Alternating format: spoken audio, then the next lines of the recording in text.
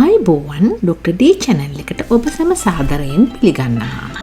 අද අප බලමු exfoliate කරන්න පුළුවන් lemon බහ එකක් හදාගන්නේ කොහොමද කියලා. ඉස්සෙල්ලාම ඔයාලා gloves, goggles and long sleeves clothes පාවිච්චි කරන්න ඕනේ සබන් හදාගැනීමේ ක්‍රියාවලිය පටන් ගන්නට කලින්. ඒ වගේම heat resistant stainless steel container එකක් පාවිච්චි කරන්න oil සහ sodium hydroxide මිශ්‍රණය හදා ගැනීමට. මුලින්ම sodium hydroxide distilled water සහ oil මැනගෙන ඊට පස්සේ වතුරට ලයි දාලා ඒක solution එක හදාගන්න. ඊට පස්සේ oil 38 centigrade වලට රත් කරගන්න.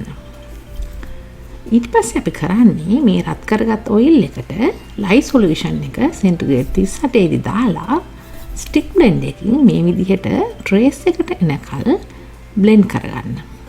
දැන් මේ blend කරගත්ත මිශ්‍රණයට අපි lemon peel powder සහ milk add කරගන්නවා.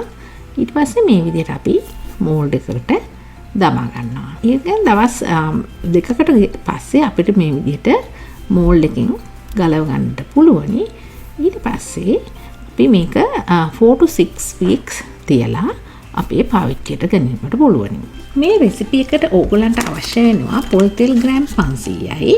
කුමන හෝ කිරි වර්ගයක් ෆ්‍රිජ් එකේ දාලා ග්‍රෑම් 50යි, ලයි 73.3 ග්‍රෑම්, ඩිස්ටිල් වෝටර් ග්‍රෑම් 100ක් සහ ලෙමන් පවුඩර්. මේ තියෙන්නේ මගේ ෆ්‍රී රෙසිපි වල 100න් පළවෙනි එක. ඊළඟ වීඩියෝ එකකින් අපි බලමු කොකෝ බටර් වලින් බොඩි බා එකක් හදාගන්නේ කොහොමද කියලා.